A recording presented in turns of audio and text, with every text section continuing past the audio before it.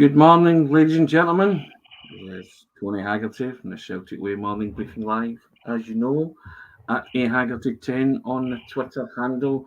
And I'm joined today by Ryan McGinlay at that Ryan McGinlay on the Twitter handle. Morning, Ryan. It's Tuesday, May the 9th. Are you still feeling champion? It was a happy Monday, but it's a terrific Tuesday as well. The happy days keep on rolling on, so I can't complain. I'm still buzzing about the other day, and long may this good feeling continue. Hopefully, it just keeps on going to the end of the season. I thought you were going to burst into hello grey skies, hello blue, Monday, Tuesday, happy days. Yes, indeed. But before my time, Tony. As a wee bit before your time, but everybody's recognises the song, don't they? Or the word certainly. It is happy days if you're a Celtic supporter indeed. Now, first and foremost, and we do it every morning, we direct your attention to the ticker tape running along the bottom, and we ask you to subscribe to the Celtic Way website and support top quality journalism covering the club you love. Helps us guys that supports our work too. And that's all for the click of a button. £4 for 4 months. Just hit that subscribe button, www.celticway.co.uk/subscribe. That's www.celticway.co.uk/subscribe. And we also say thank you to SENECA. And as you know, the Celtic Way Morning Briefing is sponsored by SENECA Medical Group. SENECA are the #1 hair transplant company in Europe, and they offer innovative hair restoration treatments. And you can find out more about SENECA via the links in the description of this video. Now, Ryan, Celtic play Rangers on Saturday. Seems to be some doubt over Kyogo, whose shoulder took another battering and he got taken off on Sunday. Well, was Sunday, wasn't it? Sunday's game against Hearts. 2-0 game he'd scored, but taken off, hopefully as a precautionary measure. But and this is what Anne said about him. He hurt his shoulder a little bit. Hopefully it's not too bad. He's had a few issues with it. We will just see and speak to the physios. Now, he came off with an early shoulder injury in the first Celtic Rangers game of the season. It has plagued him a wee bit. He gets niggles on it now and again, doesn't he? So, but hopefully it won't keep him out of Ibrox on Saturday. But if he does, you touched upon the fact yesterday that he'd quite like to see lead the line, possibly against Rangers on Saturday. But my thoughts are that you don't take any unnecessary risks with Kyogo at all. If he has to, miss Saturday, so be it. You want him fit in time for the cup final. But came in and I thought he did really well on Sunday. So, but listen, if all being well and if Kyogo's fit, Kyogo starts, doesn't he? Pretty much, yeah. It's basically a foregone conclusion. If Kyogo is fit, he will play the game. That's just the way it is. He's a top man in Scotland, top of the goal scoring charts, and he's our top guy as well. So if he's fit, he plays. But it feels as if the stars are kind of aligning with my hot take yesterday. Ever since I said that and the news came out, it seems as if Kyogo's been like, right, I'll give a chance for this game. I wouldn't be against starting, to be honest. I think it'd be a great opportunity for him on Saturday to sort of show what he's all about, especially coming off the back of a really good finish against Hearts and another intimidating round. If you can do it at Tynecastle, you can definitely do it at Ibrox, and I'd love to see him be given the opportunity to show what he can do. These are the games that he's been brought in for. He knows how to put himself about in a physical battle, which it will be at Ibrox. So if he is called upon, I expect him to do pretty well in the starting lineup. Beach Boys comes in and says he can't be unfit to play with a shoulder injury when he's dancing about, waving his arms up and down. Clear to see it's not bad. Yep, I agree with that. To be fair, he was leading the celebrations as he usually does. So, as I said, I can only imagine it's a precautionary measure. And if he is fit to play, then he will play. Now, I asked Greg Taylor about him. I said to Greg Taylor a word about Kyogo getting 30 goals. And Taylor said, one word, impossible. The guy's frightening. It's not just his goals, it's his works for the team. I don't know if he'll get it, but he'd be a right contender and probably deserved Player of the Year, in my opinion. you go along with that, Ryan? Would he be a worthy recipient of the Player of the Year award? I think we're in such a great position that we could say that about 4 or 5 players at the moment who are well in the running to be Player of the Year. That just shows you the strength of the team, the strength and depth of the team, and the amount of good performances we've had across the team all season. For me, it's got to be Kyogo. I mean, you score 30 goals in a season. I know Carter Vickers has been absolutely phenomenal at the back for Celtic, but that's just a given. It seems as if it's just a given with Carter Vickers to have a 6, 7, 8 out of 10 every game. Kyogo scored 30 goals this season. He's well on track to getting 35, 36, I would say. So for me, he's got to be Player of the Season. I think he's been absolutely tremendous. He would have hit those numbers last season if he never got injured. So it just shows that his consistency over 2 seasons. I'm really, really impressed with him, and I hope he stays for a very, very long time. I'll start a couple of comments here. And Kaiser's agreeing with you. There's a time to pick the lock and there's a time to put the door off the hinges. Big O and away the size 9. He's saying, Ryan, he's saying, put him in. And Beach Boys are quite like this. What us Glasgow boys call it, he's got a Didi, as in a Didarum, so, or a deed shoulder. In Kyogo's case, it's quite like that. So, yeah, I mean, I guess it's just Joe Curran coming in. Ryan saying, morning. Fellow Tims, what a great show. Tony, hopefully see him on Saturday, but they will try to make sure he misses the final to stop the treble. I think he's talking about possibly Rangers tactics going out to injure the boy per chance. But yeah, I mean, these are the big calls that the manager makes, isn't it? And if Kyogo's fit, he plays. If there's any problem with his shoulder or it's a DD, as Beach Boy says, then I wouldn't start him. And I just think, as well, I'm not averse to starting because it gives them Rangers defenders something different to think about. And as you say, he did really well, scored a cracking goal on Sunday as well when he came on. And now the manager's also talking about the next few games. And no let up here. This is what he said. He was asking about it and he says, I don't think that's in my control. The players will do that themselves. I know they will come in this week and I know they're going to train like they have all year. We will tackle these 4 games the way we have tackled everything else. We've got a cup final to prepare for, and the best way to prepare for that is to be in really good form. I'm sure they all want to play in the cup final, and they're only going to play if they're in good form and taking their opportunities. We won't change our approach. We want to win, mate. I'm going to put teams out to win. That's it. And the guys respect that. That's what they want. There you go. I love that. I absolutely love that. No downing of the tools. Pedal to the metal, Ryan. Celtic are going to go for it. Yeah, there was a wee bit of tightness, as the manager said, in the games leading up to clinching the title, but shackles off, another rip at it. Yeah, we were talking yesterday about how the shackles may be off, and I do agree with that. I think some of our best performances last season were after we won the league. I know Aidan yesterday mentioned the game against Motherwell, the last game of the season, where we won 6-0. I thought some of their football that day was absolutely scintillating, so I would love to see that getting brought to the fore again. Hopefully, even at the weekend at Ibrox, that would be a great showing. It's just that graft that Ange has installed in him. He doesn't have a rest day, does he, at all? He just, every day he wants to go in and work. That must filter through to the players. It obviously does, because look at their work ethic on the pitch. They're fighting for every single ball. They never give up on any challenge. They never shirk away from any challenge whatsoever.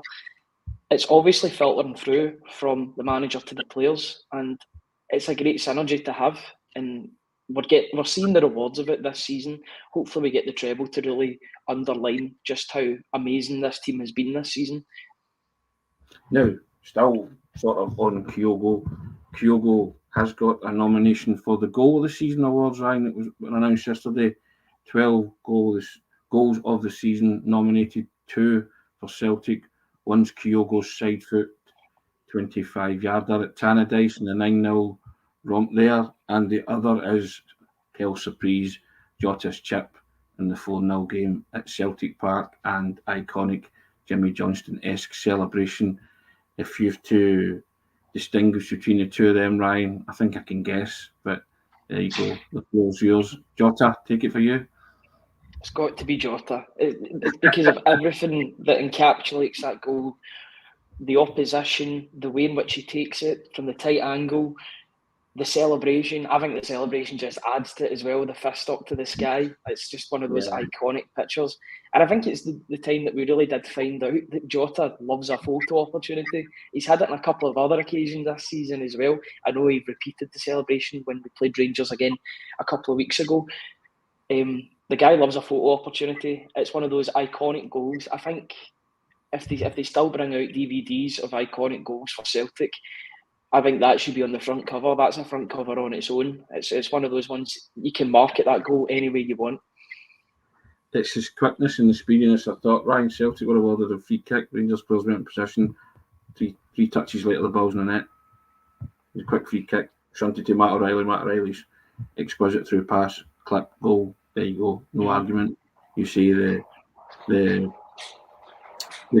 the celebration that followed and all that it's become iconic. But I just loved everything about that goal. For me, it's the goal of the season, not just for the finish. It's two things before it. Just the shunt to O'Reilly and bang. I just think that typifies everything. As Anne said yesterday, I think that typified everything that was good about Celtic and the team this season.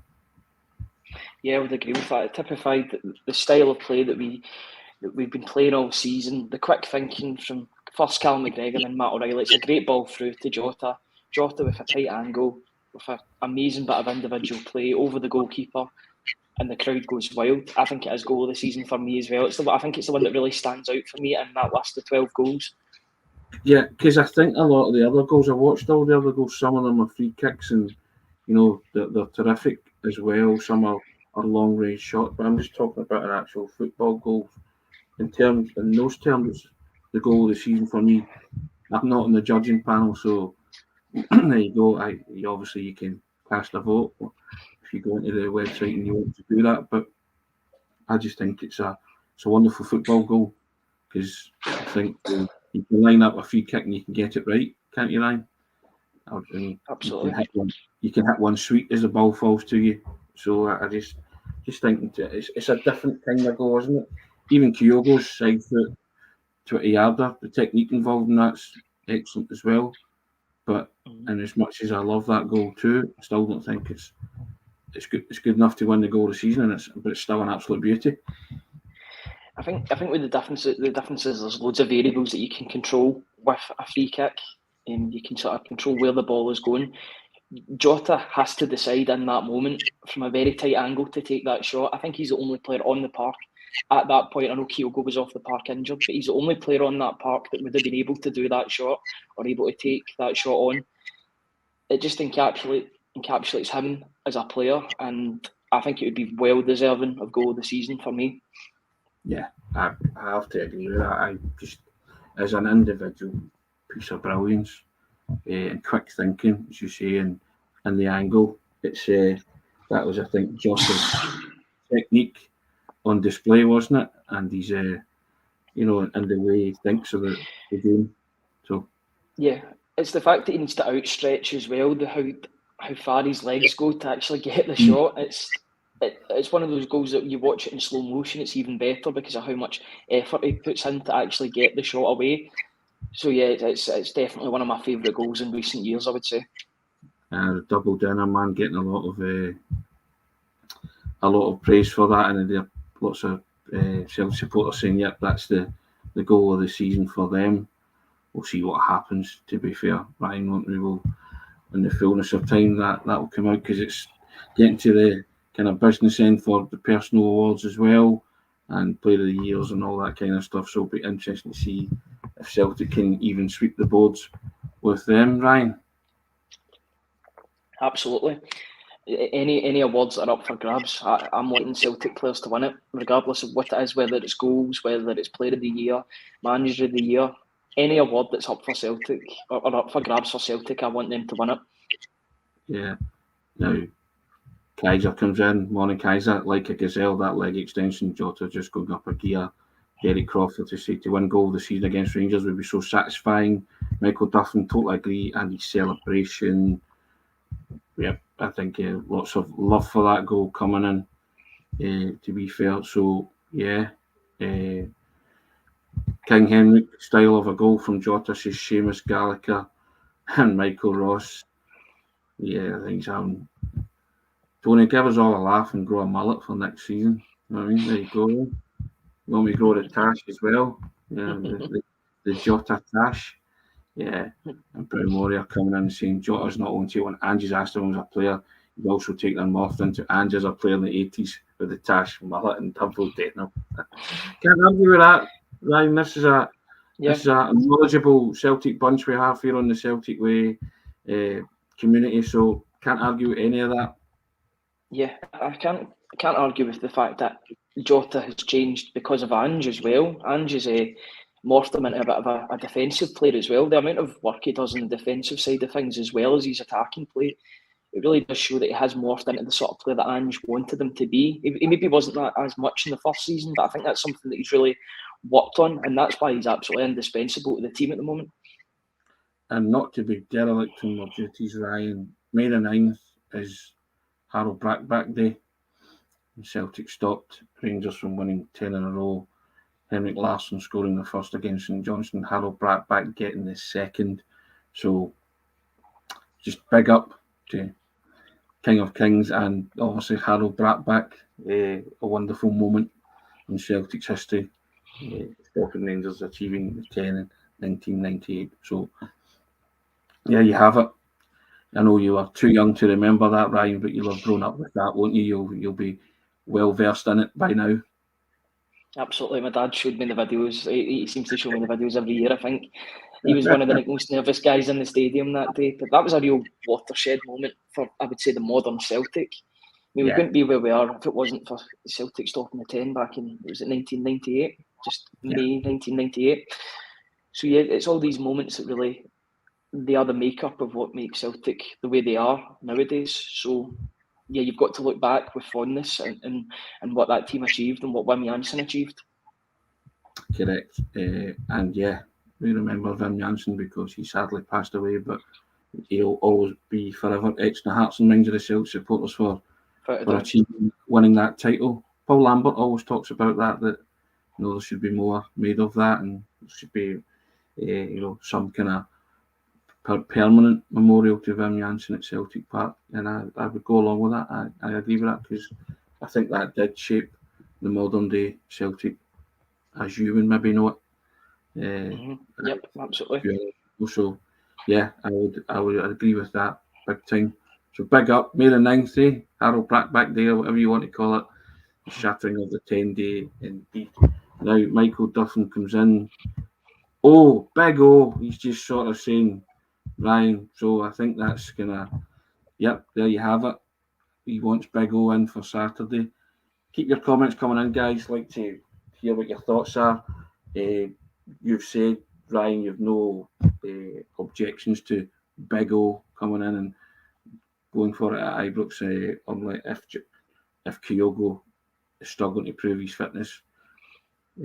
Beach Boy says he's not too sure about Kyogo's fitness because he was leading the celebrations and jumping about like a maddy. His hands and stuff, so the shoulders maybe too bad. But yeah, we'll see. But that's one for our predicted 11s on Friday or whatever day we choose to do that. But I think it's just testament to the fact that Celtic are in a good place, Ryan, heading into Saturday. We're in a great place. We really can't complain. I mean, I think we'd probably be a wee bit more worried if we hadn't have done the business on Sunday, if we hadn't have clinched the title. I know we would clinch the title inevitably in one of these games, but I'm glad that we've done it on the first time of asking. Now that's out of the way and we can sort of focus on the last 3-4 games of the season plus the cup final on June the 3rd. That's what it's June the 3rd, isn't it, for the cup final? Yes, June 3rd. Yeah, I've got that right. I've been talking about it all the time, so I shouldn't get that wrong. Yeah, it's good that there isn't as much pressure on this game, but at the same time, it's a Celtic Rangers game, as we always laugh about. No game against them is a dead rubber, so we'll be going into that game, and you'll be going into that game hoping that he can win it and do a clean sweep or an undefeated streak against Rangers this season. That would be another great record to have in his sort of resume. Yes, exactly. And barely coming in, we spoke about this yesterday because Ryan, Aidan flagged it up that if Kyogo scores 2 more on Saturday, would equal the Henrik Larsson's record of 7 goals against Rangers in one season. That wouldn't be a bad entry to have in your CV either, would it, Ryan? Not at all. And his CV's getting better and better over the past couple of years, you would say, the amount of accolades that he's picking up. I mean, last season, we all knew how good Kyogo was, but he had that wee bit in the middle of the season where he was injured. Fair enough, Yakimakis came in and carried the load for him. He scored some very, very important goals in the second half of last season. This season, it's been mostly about Kyogo, which is absolutely brilliant. I'm glad he's had the sort of headlines to show how good a player he is, because we all knew he was a good player. It's just all about having the fitness. Yes, he's had some injuries this season as well, but it hasn't really affected us as much as it did last season. We've just kept on motoring on, which is absolutely brilliant for the team.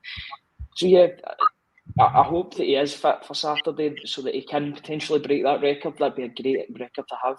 But as we've spoke about before on this, if he was in the team, it's a massive, massive opportunity for him to stake a claim and to say, right, I should be starting more games for Celtic.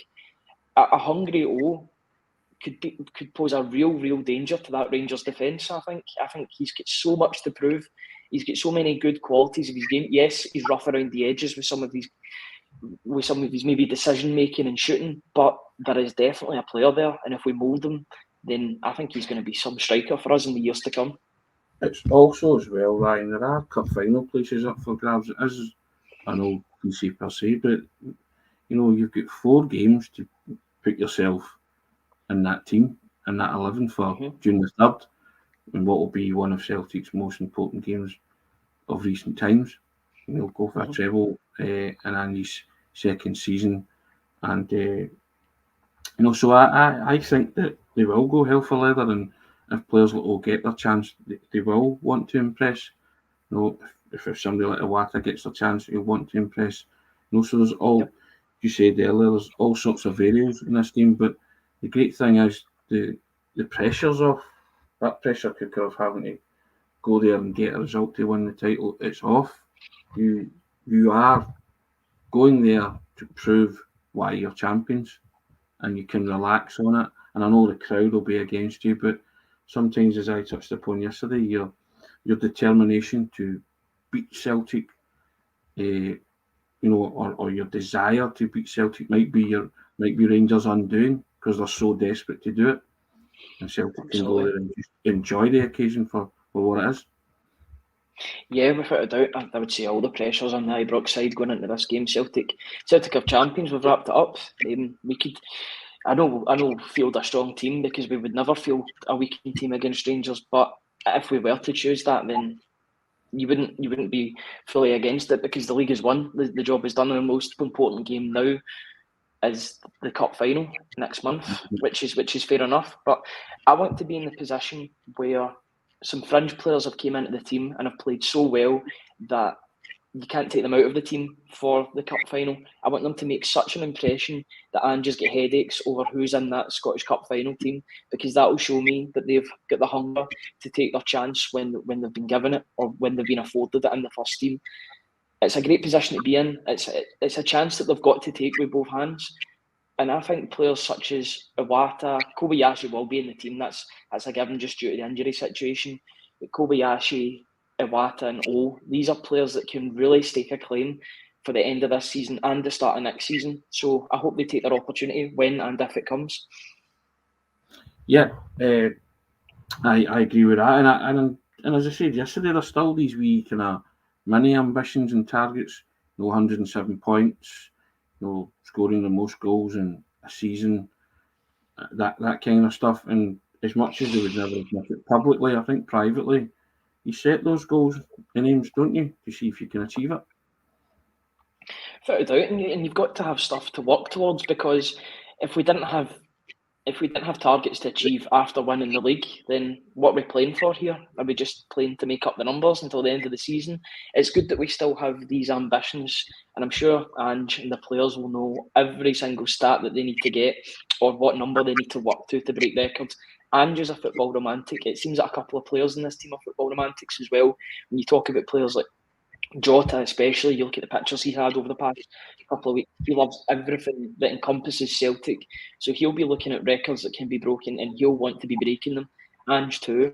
So I think they don't need any more encouragement to break these records, but if they've got the opportunity to do so, I hope they take it. And let's just make this season even more special than it already is. As difficult as that is, because this is an unbelievable season, but let's make it even better. Why not? Yeah. As I said earlier, the words of Ange, we want to win, mate. I'm going to pick teams out to win. That's it. And that is it. In a nutshell for me, that's exactly what Celtic do in the next 4 games. Put strong teams out to win. And even if that includes a couple of you say fringe players, then so be it. But strong teams for me. That's the thing. Even though I'm calling them the fringe players, it's not as if they lessen the quality of the team. That's just due to the strength and depth that we possess in the team. But you need that for Ange Postecoglou's style of play. It is very demanding, so you're going to need to rotate the team throughout the season. And I think this is a great opportunity for guys to come in and state their claim. Not even just the guys that I've mentioned. I'd put Haksabanovic, I'd put Abada into that situation as well. Haksabanovic especially, I'd love to see him get a start at the weekend. I thought he was really good when he came on against Hearts. I just want to see him take his opportunity from a starting place and shows what he can really do, because the talent's there. It's just all about the consistency. If he can get that consistency to match his God-given talent, which is quite obviously there, then he'll have a really, really good Celtic career. Just quickly, I just want to mention, I've just got a message through that Celtic have confirmed that they're going to be playing Ange Postecoglou's old team, Yokohama F. Marinos, on July the 19th in Japan. Right. Excellent. So another homecoming for not just Ange Postecoglou to his former team, but Daizen Maeda to his former team, Tomoki Iwata to his former team as well. So it's a really, really great time to be a Celtic player as well as a Celtic fan and a Celtic manager too, because they're going back to the place that they made their name and they'll be coming back as Celtic players. I can't think of many things better than that. No, I think that they'll relish that, won't they? They'll love that, and they are well respected, and I think they'll get a wonderful turnout for that, Ryan. Without a doubt. For that match, there'll be I think there'll be a high attendance for that. Why wouldn't you not want to go back and see your former heroes? That's the thing. I think they'll all turn out for Maeda alone, the Japanese World Cup hero. That goal that he scored in the World Cup, he's a bit of a hero figure over there, and I know he was a big star for Yokohama under Ange, and then after it under Kevin Muscat. So yeah, it'll be a good sort of comeback for him. Obviously, Tomoki Iwata was Player of the Year in Japan, so he'll be going back after leaving 6-7 months ago. So yeah, it's a really good opportunity to sort of expand the brand in Japan. I mean, I know we're doing that with the players that we've signed, with the Japanese links, and the manager that we've got, obviously managing in Japan beforehand. So yeah, it's a really, really great opportunity, and it's definitely games that I think Celtic fans will. I don't really know about the time difference, but we'll either up or wake up early in the morning to watch.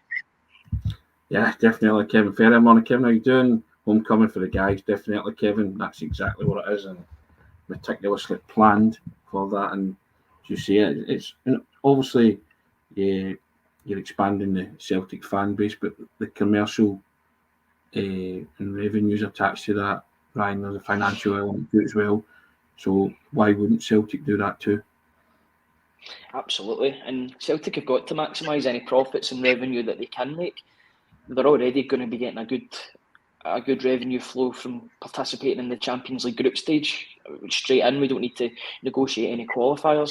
That is then hand in hand with the Asia tour as well. So we can make that money because we don't need to negotiate any qualifiers in July and August. It gives us the opportunity. You look at we'll be playing Yokohama F. Marinos on July the 19th.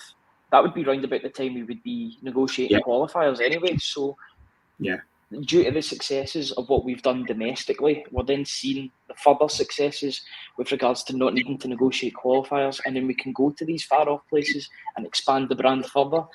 It's all positive just now, both on and off the pitch for Celtic. We seem to be in sort of like a haven of good news at the moment, and long may that continue, because it's all positives.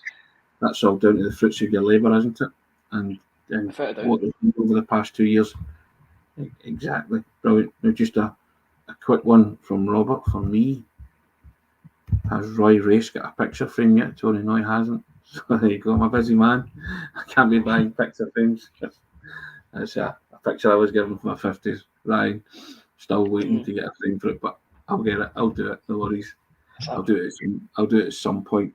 Now, Ryan, the women's team scored a 95th minute winner at the weekend there. Caitlin Hayes got a double to keep them in contention for the Scottish Women's Premier League title. They're still 5 points behind Glasgow City at the top of the table, levelling points with Rangers with a better goal difference.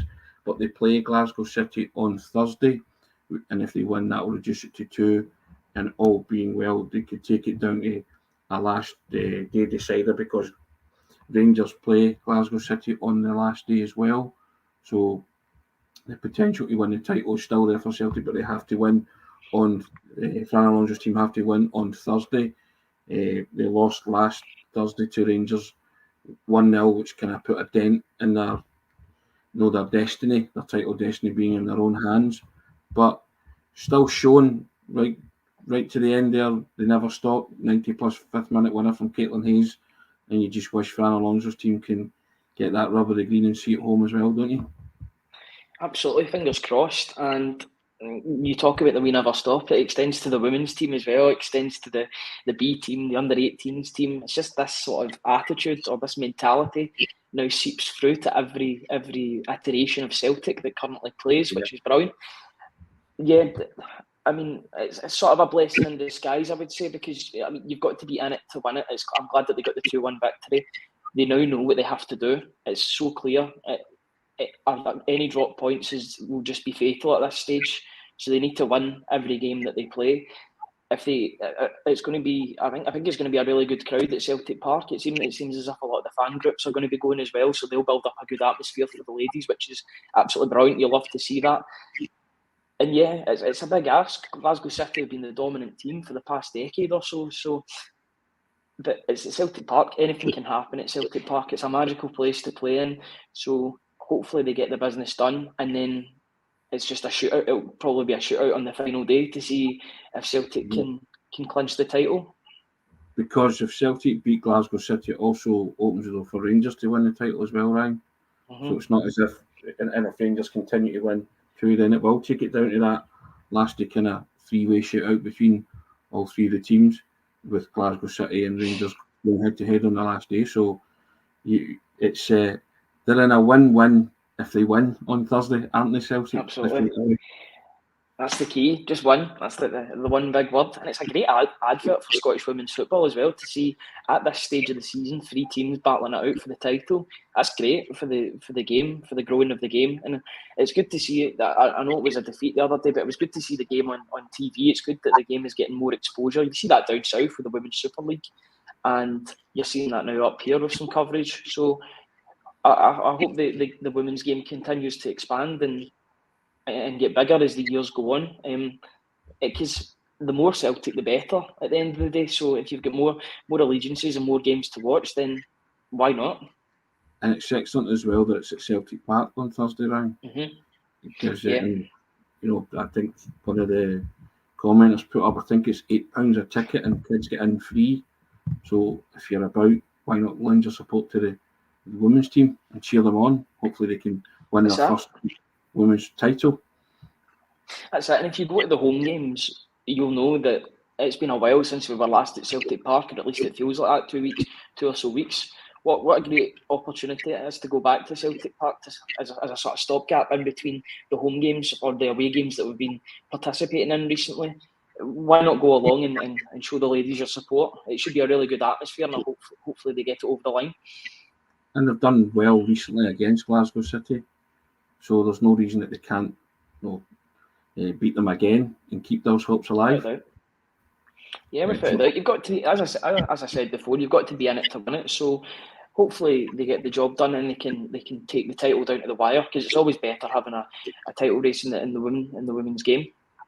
Yeah, and I think that would be great, because TV would also cover it, I would have thought, Ryan, as well. So it'll be one of those flicking to both matches, and with 2 teams obviously in the hunt for it as well.